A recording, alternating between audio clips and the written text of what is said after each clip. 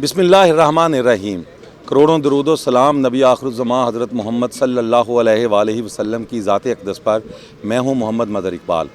पाकिस्तान में कुछ अरसा से महंगी बिजली ने इंडस्ट्री की कमर तोड़ के रख दी। हर शख्स की एक ही ख्वाहिश थी कि जो बिजली है वो सस्ती हो। पहले बिजली का बहरान था जिस पर काबू पाने के लिए हुकूमत ने गैस पर कुछ प्लांट लगाए, कुछ IPPs यहाँ पर आए, जिसके बाद से बिजली बहुत महंगी हो गई। अब हुकूमत ने सस्ती बिजली जो है उसका फ़रोग सोलर के ज़रिए जो है वो शुरू किया। बड़ी उनको सहूलतें दी, लोगों ने अरबों रुपए की सरमायाकारी की। अब इस वक्त हर घर में, हर इंडस्ट्री में उनकी छतों पर सोलर आपको नज़र आएगा। सस्ती बिजली जो है वो हर शख्स की ज़रूरत है, हर पाकिस्तानी की ज़रूरत है। लेकिन गुज़श्ता रोज़ एक ऐसी ख़बर जिससे सोलर इंडस्ट्री पर बिजली बनकर गिरी, वो ये थी कि वो जो नेट मीटरिंग है, यानी कि हुकूमत 27 रुपये की बजाय अब 10 रुपये में फ़ी यूनिट सोलर का जो है वो कीमत अदा करेगी। इसके बाद इस शोबे में अरबों रुपए की सरमायाकारी डूबने का ख़दशा है। पाकिस्तान सोलर एसोसिएशन इसके लिए मैदान में आई है। वकास एच मूसा उसके चेयरमैन हैं। हम उनसे पूछते हैं कि क्या सर इससे क्या फ़र्क पड़ेगा, जो अरबों रुपए इस वक्त लगाए गए हैं, क्या वो डूबने का अंदेशा है? देखें, अस्सलाम वालेकुम। इसका जो मेन जो इम्पैक्ट है ना, अगर आप गवर्नमेंट की पॉलिसी इस वक्त देखें तो उन्होंने 2 लेवल पे चेंजेस किए हैं। एक तो आप सुन रहे हैं 27 से 10, वो तो सिर्फ एक इम्पैक्ट है। दूसरा इम्पैक्ट जो है ना वो किया है जो यूनिट टू यूनिट एडजस्टमेंट ख़त्म कर रहे हैं, जिसका इम्पैक्ट तकरीबन 50 रुपये का है। क्योंकि जो आपका यूनिट है, अगर 50 रुपये का यूनिट पड़ता है, 45 का पड़ता है, टैक्स में ला के 50 का पड़ता है, तो वो अब आपको 10 रुपये में मिलेगा। तो समझ लें जो 50 से 50 का मिलता था वो अब 10 रुपये में मिलना शुरू हो जाएगा। तो इससे ये होगा कि बहुत सारे लोग ऐसे हैं जो अभी सोलर लगाने का सोच रहे थे, या अब सोलर उनकी दस्तरस में आ गया था कि वो सोलर लगा सकते थे।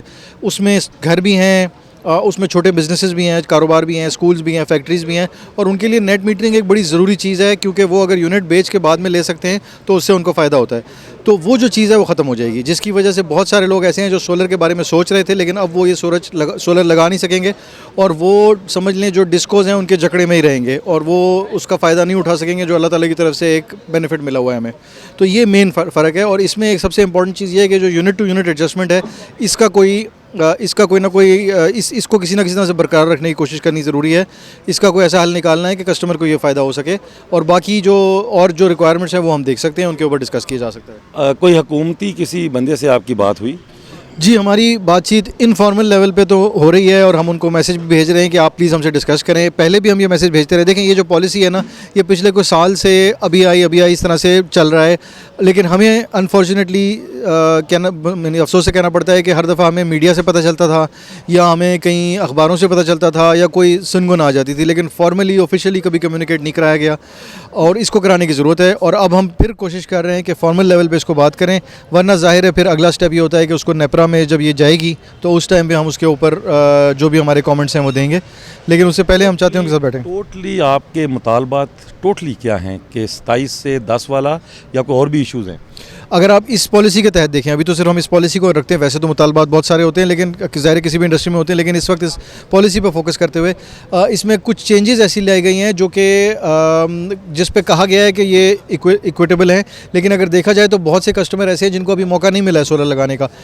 आप अगर एक मिसाल के तौर पर, अगर आप गुजरांवाला में रहते हैं जहाँ पर सोलर की पेनिट्रेशन कम है, या आप किसी और छोटे शहर में रहते हैं, शेखोपुरा में रहते हैं, नवाबशाह में रहते हैं, पेशावर में रहते हैं, तो आपको सोलर लगाने का अभी मौका नहीं मिला है, और पॉलिसी चेंज हो गई है। क्यों? क्योंकि कराची में बहुत ज़्यादा लग गया, लाहौर में बहुत ज़्यादा लग गया, इस्लामाबाद में बहुत ज़्यादा लग गया।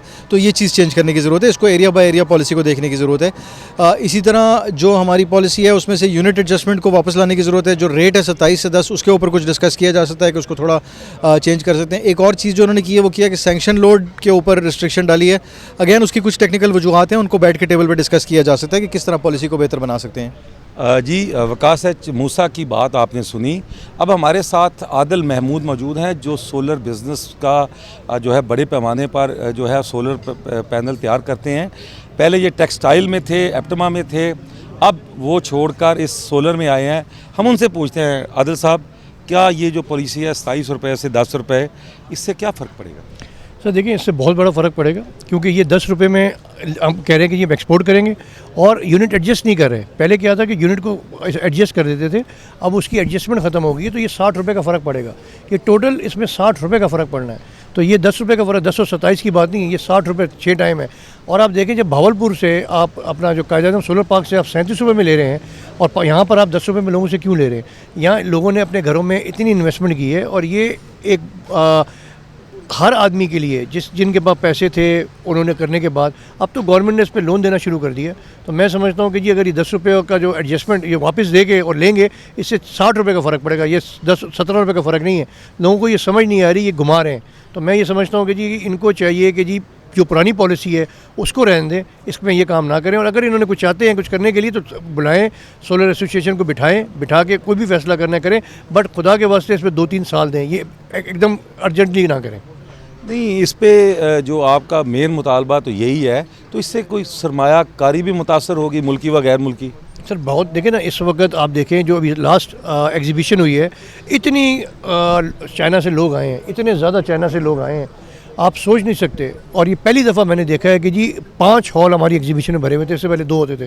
तो इन्वेस्टमेंट आ रही है, वो यहाँ इन्वेस्टमेंट करने को तैयार हैं, बैटरी के प्लांट लगा रहे हैं, इन्वर्टर के प्लांट लगा रहे हैं, आहिस्ता आहिस्ता चीज़ें डेवलप होनी है। वही वाली बात है सर, लॉन्ग टर्म आप पॉलिसी दें 5 साल के लिए किसी को, तो ये काम होगा। अगर आप 2-2 साल के बाद पॉलिसी चेंज कर देंगे, सरमायाकार भाग जाएगा। आपके मुल्क में लोकल सरमायाकार भी कोई इंडस्ट्री लगाने को तैयार नहीं है, तो बाहर से कहाँ आएगा? खुदा के वास्ते मेरी रिक्वेस्ट है कि आप इन चीज़ों को लॉन्ग टर्म पे सोचें और लॉन्ग टर्म पे करें। जी, आदिल महमूद सोलर बिज़नेस का कारोबार करने वाले, उनका ये कहना है कि हुकूमत जो है लॉन्ग टर्म पॉलिसी बनाए और सोलर पॉलिसी, सोलर से वाबस्ता जो लोग हैं जो ये कारोबार करते हैं उनको इत्माद में ले। और ये जो हाल ही में तब्दीली की है 27 रुपये से 10 रुपये फ़ी यूनिट जो नेट मीटरिंग का हुकूमत ने वो उनसे ख़रीद रही है, उनका ये 17 रुपये का जो कम किया गया है टैरिफ, इसको वापस 27 रुपये पे लाया जाए। और बकिया अगर कोई पॉलिसी बनानी है तो सोलर जो है सरमायाकार, सोलर बिज़नेस से वाबस्ता अफराद, उनको इत्माद में लेकर पॉलिसियाँ बनाई जाएँ और लॉन्ग टर्म। वरना अगर ये हुकूमत ने इसका नोटिस ना लिया तो सस्ती बिजली से न सिर्फ अवाम महरूम रहेंगे, बल्कि इस शोबे में अरबों रुपए की जो सरमायाकारी इस वक्त हो रही है वो भी डूबने का अंदेशा है। इसी के साथ मोहम्मद मदर इकबाल को इजाज़त दीजिए। अल्लाह हाफिज़।